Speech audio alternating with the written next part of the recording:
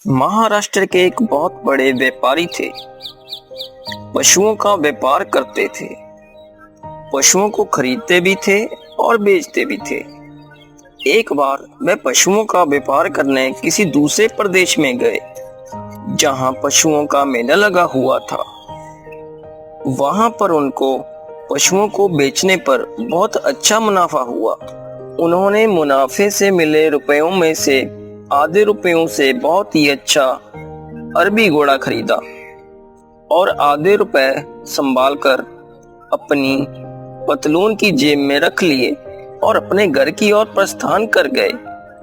रास्ते में बारिश शुरू हो गई। वह भीगने लगा। उसके सारे वस्त्र गीले हो गए। वो सर्दी से ठिठुरने लगा। मन ही मन वो बादलों को कहने लगा, हे बादलों, रुक जाओ। लेकिन बादल और भी तेजी से बरसने लगे। वो कहां उसकी सुनने वाले थे। इस सबसे व्यापारी को बहुत कष्ट हुआ। अब वो बादलों का तो कुछ बिगाड़ नहीं सकता था, लेकिन मन ही मन उनको कोसने लगा और गालियां बकने लगा। बादलों पर भला इस सब का क्या असर होना था। वो तो निरंतर बरसते रहे। लेकिन उसी क्षण वहां एक घटना घटी। अचानक एक पास की झाड़ी से बड़ी जोर की आवाज आई, ठहर जाओ। जो भी धन दौलत तुम्हारे पास है वो मुझे दे दो, वरना तुझे गोली मार दूंगा। स्पष्ट था कि अवश्य ही ये कोई चोर लुटेरा था। अब व्यापारी की तो सिट्टी बिट्टी गुम हो गई।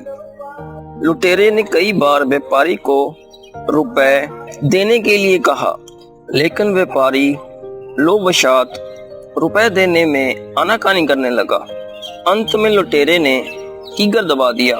ये देखकर व्यापारी ने तो सोच लिया कि बेटा, अब तेरा बचना मुश्किल है, और डर के कारण उसने अपनी आंखें बंद कर ली, जैसे बिल्ली को देखकर कबूतर आंखें बंद कर लेता है। काफी देर बाद तक जब गोली नहीं चली तो व्यापारी ने पुनः धीरे धीरे डरते हुए अपनी आंखें खोली, तो सामने का नजारा देखकर वो हैरान हो गया और खुश भी होने लगा।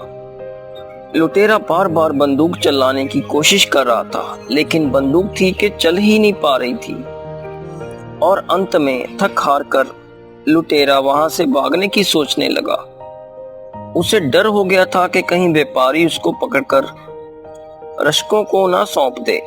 अंत वह वहां से दुम दबाकर भाग गया। तब व्यापारी ने चैन की सांस ली और घोड़े पर सवार होकर अपनी यात्रा पुनरारंभ कर दी। जानते हो इस मुसीबत से व्यापारी को छुटकारा किसके कारण मिला? उसी बारिश के कारण, जिसे थोड़ी देर पहले तक व्यापारी भला बुरा कह रहा था, क्योंकि बारिश के कारण ही बंदूक का बारूद गीला हो गया था।